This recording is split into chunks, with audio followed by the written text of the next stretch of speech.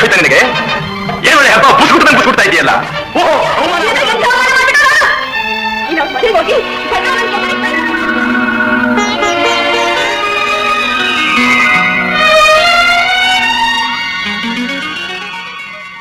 ನಮಸ್ಕಾರ ಪ್ರಿಯ ಸ್ನೇಹಿತರೆ, MDR studios ಚಾನಲ್ಗೆ ಸ್ವಾಗತ. ಇವತ್ತಿನ ಸಿನಿಮಾ ವಿಮರ್ಶೆ ಸಂಪತ್ತಿಗೆ ಸವಾಲ್, a challenge to wealth. AV Sheshagiri Rao ನಿರ್ದೇಶಿಸಿದ ಕನ್ನಡ ಭಾಷೆಯ ನಾಟಕ ಚಲನಚಿತ್ರವಾಗಿದೆ. ಚಿತ್ರದಲ್ಲಿ ರಾಜ್ಕುಮಾರ್, ವಜ್ರಮುನಿ ಮತ್ತು ಮಂಜುಳಾ ಧ್ವನಿಮುದ್ರಿಕೆಗಳಿಗೆ ಚಿತ್ರಕಥೆ, ಸಂಭಾಷಣೆ ಮತ್ತು ಸಾಹಿತ್ಯವನ್ನು ಶ್ರೀ ಉದಯ್ ಶಂಕರ್ ಬರೆದಿದ್ದಾರೆ. GK ವೆಂಕಟೇಶ್ ಸಂಯೋಜಿಸಿದ ಎಲ್ಲಾ ಹಾಡುಗಳು ನಿತ್ಯ ಹರಿದ್ವರ್ನ ಹಿಟ್ಗಳೆಂದು ಪರಿಗಣಿಸಲ್ಪಟ್ಟ ಈ ಚಿತ್ರವು ಸಂಗೀತಮಯ ಬ್ಲಾಕ್ ಬಸ್ಟರ್ ಆಗಿತ್ತು.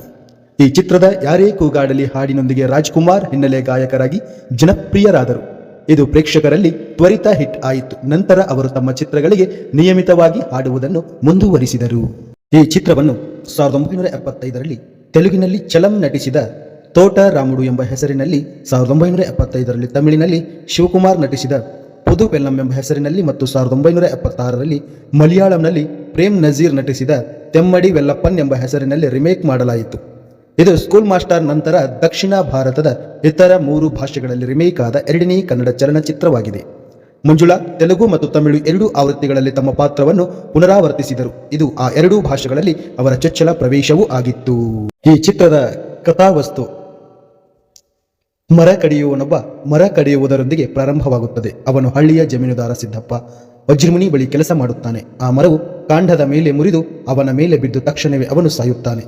ಅವನ ಹೆಂಡತಿ ಪಾರ್ವತಮ್ಮ MV ರಾಜಮ್ಮ ತನ್ನ 2 ಮಕ್ಕಳೊಂದಿಗೆ ವಿಶ್ವ ಮತ್ತು ವೀರಭದ್ರ ಸಿದ್ದಪ್ಪನನ್ನು ಸಂಪರ್ಕಿಸಿ ಅಂತ್ಯಕ್ರಿಯೆ ವೆಚ್ಚವನ್ನು ಭರಿಸುವಂತೆ ಬೇಡಿಕೊಳ್ಳುತ್ತಾಳೆ. ಆದರೆ ಸಿದ್ದಪ್ಪನಿಗೆ ಇದರ ಬಗ್ಗೆ ಯಾವುದೇ ಕಾಳಜಿ ಇಲ್ಲ. ಅವರನ್ನು ಓಡಿಸುತ್ತಾನೆ. ಇದು ಭದ್ರ ಬೆಳೆದಂತೆ ಅವನ ಮೇಲೆ ಹೆಚ್ಚಿನ ಪ್ರಭಾವ ಬೀರುತ್ತದೆ. 2 ಮಕ್ಕಳು ಕಷ್ಟಪಟ್ಟು ದುಡಿಯುವ ಪುರುಷರಾಗಿ ಬೆಳೆಯುತ್ತಾರೆ. ಆದರೆ ವಿಶ್ವ ಸಿದ್ದಪ್ಪನಿಗಾಗಿ ಕೆಲಸ ಮಾಡುತ್ತಾನೆ ಮತ್ತು ಅವನ ಒಳ್ಳೆಯ ಪುಸ್ತಕಗಳಲ್ಲಿ ಉಳಿಯುತ್ತಾನೆ. ಆದರೆ ಭದ್ರ ಸಿದ್ದಪ್ಪನ ಬಗ್ಗೆ ಕಡಿಮೆ ಗೌರವ ಹೊಂದಿರುವ ಸರಳ ವ್ಯಕ್ತಿಯಾಗಿ ಬೆಳೆಯುತ್ತಾನೆ. ವಿಶ್ವ ಸಿದ್ದಪ್ಪನ ಮದುವೆಯ ದಿನ ಸಮೀಪಿಸುತ್ತಿದ್ದಂತೆ ಆರ್ಥಿಕ ಸಹಾಯಕ್ಕಾಗಿ ಬೇಡಿಕೊಳ್ಳುತ್ತಾನೆ. ಸಿದ್ದಪ್ಪ ಅವನಿಗೆ 1000 ರೂಪಾಯಿ ಸಾಲ ನೀಡುತ್ತಾನೆ. ವಿಶ್ವ ಮಹಾಲಕ್ಷ್ಮಿಯನ್ನು ಮದುವೆಯಾಗುತ್ತಾನೆ.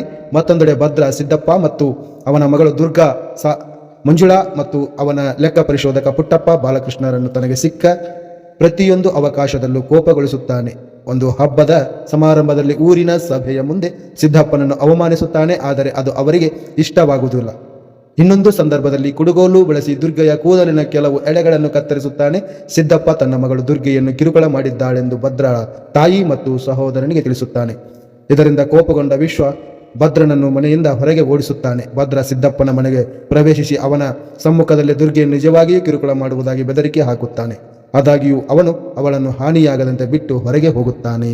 ಅವನು ಹತ್ತಿರದ ಹಳ್ಳಿಯ ದೇವಸ್ಥಾನದಲ್ಲಿ ಇರುತ್ತಾನೆ. ಒಂದು ದಿನ ಅವನ ತಾಯಿ ಅನಾರೋಗ್ಯಕ್ಕೆ ಒಳಗಾಗಿ ಅವನನ್ನು ನೋಡುವ ಬಯಕೆಯನ್ನು ವ್ಯಕ್ತಪಡಿಸುತ್ತಾಳೆ. ಮಹಾಲಕ್ಷ್ಮಿ ಅವನನ್ನು ಮನೆಗೆ ಕರೆತರಲು ದೇವಸ್ಥಾನಕ್ಕೆ ಹೋಗಿ ಕಾಡಿನ ಮೂಲಕ ಸುತ್ತುವರೆದ ದಾರಿಯನ್ನು ಹಿಡಿಯುತ್ತಾಳೆ. ಅಲ್ಲಿ ಹಾದು ಹೋಗುವ ಸಿದ್ದಪ್ಪ ಅವಳನ್ನು ನೋಡಿ ಅವಳನ್ನು ಕಿರುಕುಳ ಮಾಡಲು ಪ್ರಯತ್ನಿಸುತ್ತಾನೆ.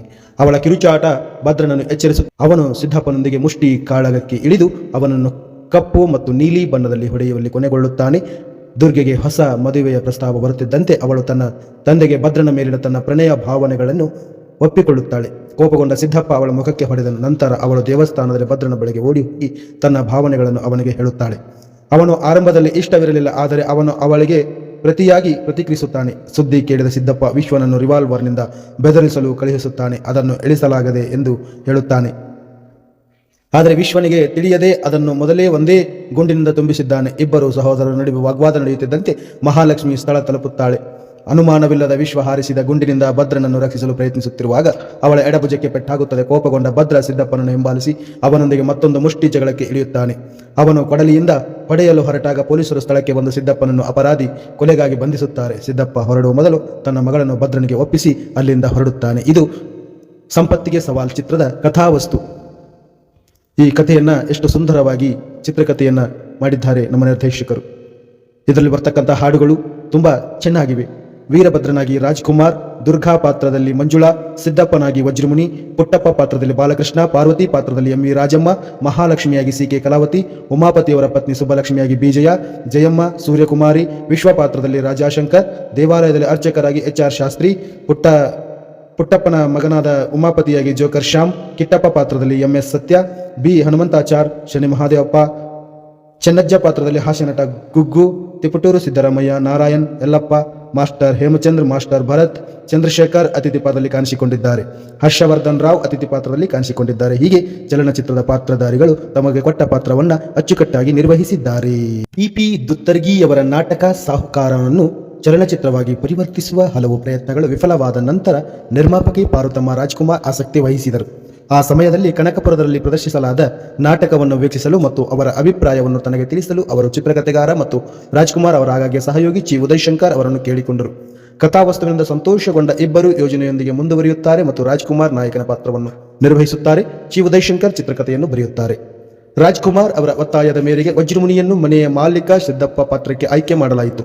ಆರಂಭದಲ್ಲಿ ಜಯಂತಿ ಅವರನ್ನು ನಾಯಕಿಯಾಗಿ ಆಯ್ಕೆ ಮಾಡಬೇಕೆಂದು ಅಚಲವಾಗಿದ್ದ ನಿರ್ದೇಶಕ ಎ.ವಿ. ಶೇಷಗಿರಿರಾವ್ ರಾಜ್ಕುಮಾರ್, ಮಂಜುಳಾ ಮತ್ತು ಉತ್ತಮ ಆಯ್ಕೆ ಎಂದು ಸೂಚಿಸಿದ ನಂತರ ಬಿಟ್ಟುಕೊಟ್ಟರು. ಚಿತ್ರೀಕರಣದ ಸಂಪೂರ್ಣ ಭಾಗವು ರಾಜ್ಕುಮಾರ್ ಜನಿಸಿದ ತಮಿಳುನಾಡಿನ ಗಾಜನೂರಿನಲ್ಲಿ ನಡೆಯಿತು.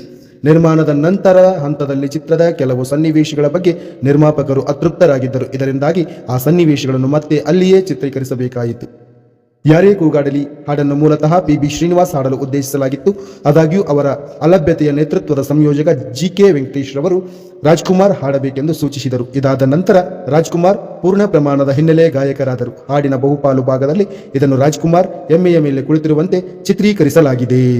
ಸಂಪತ್ತಿಗೆ ಸವಾಲ್ ನಿರ್ದೇಶಿಸಿದವರು ಎ.ವಿ. ಶೇಷಗಿರಿರಾವ್, ಬರೆದವರು ಪಿ ದುತ್ತರ್ಗಿ, ಚಿತ್ರಕಥೆ ಬರೆದವರು ಚಿ ಉದಯಶಂಕರ್.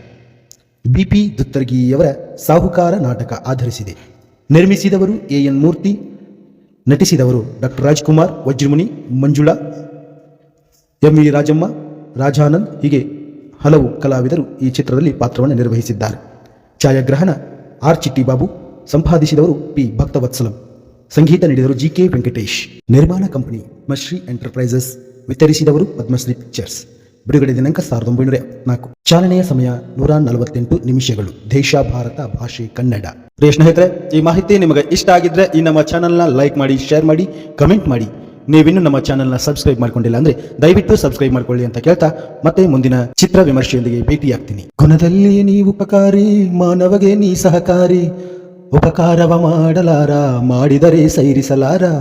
ಸತ್ಯಕ್ಕೆ ಗೌರವವಿಲ್ಲ, ಮೋಸಕ್ಕೆ ಪೂಜ್ಯತೆ ಇಲ್ಲಿ. ಸದಾ ಮೋಸ, ಸದಾ ದ್ವೇಷ, ಅದಕ್ಕೆ ಹೀಗಿದೆ ಈ ದೇಶ. ಯಾರೇ ಕೂಗಾಡಲಿ, ಊರೇ ಹೋರಾಡಲಿ, ನಿನ್ನ ನೆಮ್ಮದಿಗೆ